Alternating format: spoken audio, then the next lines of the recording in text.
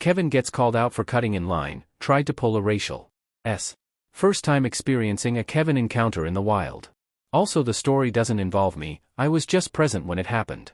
Took a little trip to the dollar store cause I needed toothpaste, got there and the lines for the checkout were extremely long, but I wasn't in a rush. Eventually I get what I need and make my way to the line. A little bit into my way to Dad, who appears Middle Eastern, is behind me with his daughter. Eventually we get to the front ready to be checked out, when enters our Kevin, an older gentleman. Browski obviously had somewhere important to be, cause he attempted to cut the line in front of the dad. Naturally the dad, who's been waiting patiently, tells the guy off, saying he had to get to the back and wait. Kevin didn't take that well and proceeded to not only cuss the guy out, but also his daughter. Classy, I know. As if he couldn't be more scummy, Kevin completely unprompted proceeds to blurt out, "How about you go back to your own country?" face with symbols on mouth. I, as well as the others in line, chew him out. Luckily the clerk wasn't tolerating his lil comment and tells him to leave. He does, though not before hurling a few more insults on his way out. The dad and his lil girl were okay, and after checking with them, I got my stuff and went on my way. Folks, don't cut, we're all trying to get our stuff and leave. If the store is busy, just shop somewhere else. And if you get called out for cutting, don't pull the race card. Like an idiot. Number 2, I regularly accost my workplace with tiny, random gifts and acts of kindness, and it started a little kindness revolution. I started working at a new company back in March. It's one of those businesses where the needs of clients are constantly in opposition with the capacity of the employees, and rarely is everyone on the same page. A reorganization was also happening right as I got there, and tensions were high. I decided to do something about it. I schemed and planned, and when the CrowdStrike IT blackout knocked out all of our inventory systems and instrument computers, I knew it was time to strike. I got to work cutting out little paper ponds from blue paper I found in the copy room. I outfitted 18 of these ponds with little paper lily pads and reed grass, waited for everyone to go home, and scattered them around the offices of Building 1. And then I placed 180 tiny multicolored plastic ducks all over the office.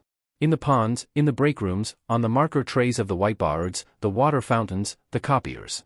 I came into work the next day like nothing had happened, and watched everyone slowly become aware that they were absolutely surrounded by tiny glittery ducks. There are still people in the office who don't know the source of the duck ponds, but I came clean by the end of the day to my direct colleagues, because everyone was unsure if they were allowed to take the ducks, and I needed to tell them yes. Over the next few weeks the ducks migrated from the ponds to people's desks and cubicles. Many people started collecting color sets and arranging their ducks in a pattern. A few of the empty ponds were relocated to people's desks to house their duck families.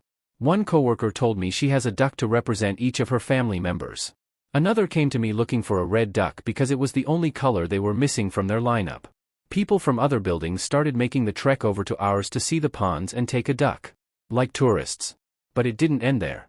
Soon other animals started showing up in the ponds, and it absolutely wasn't me that was doing it. There were rabbits one week and dinosaurs the next. Dogs, fish, turtles, frogs, butterflies, there was a new wave of tiny animals every few days, seemingly all from different sources. My new boss has a bag of tiny marine animals at her desk now, and she gives them out to whoever wants them. At this point it is almost impossible to find a desk that doesn't have at least one tiny animal on it, if not a menagerie. I've done a few more silly things since then, including decorated chocolate kisses, novelty chapstick, and little plastic ghosts and gremlins for Halloween. I am now well known as a scourge of random fun upon my workplace, and it has gained me a reputation. Whenever something odd or funny is found, the assumption among my colleagues is that it is my doing. The job is still stressful and at times frustrating. But I think my antics have had a positive impact on everyone's morale. I have been collecting different kinds of tiny plastic dinosaurs to inflict a Jurassic Park flash mob on Building 2 next year. They have no idea what's coming. Number 3, I'm not allowed to drink on shift? Got it.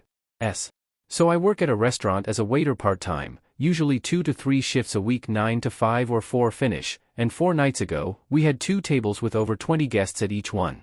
There were also several walk-ins and we were extremely understaffed. Loads of staff had taken that 4 finish shift off for some unknown reason.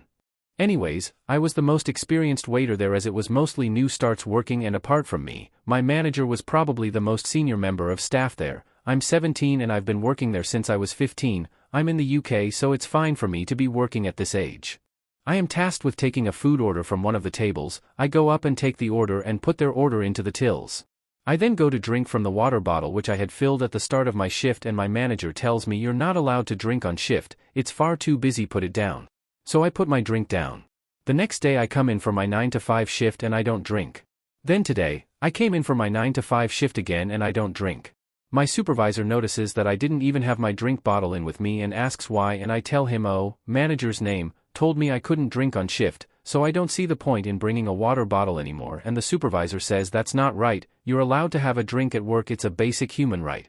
I'll have a chat with HR about this. Anyways, I just received a message from my manager basically saying that he's sorry for telling me I am not allowed to drink and that he was wrong. My supervisor also texted me saying that he embarrassed the manager in front of the whole management team and owner of the restaurant, as the manager had been giving the waiters questionable advice for the past while and apparently the owner wasn't happy with him at all. I hope he learned his lesson not to tell me I can't drink.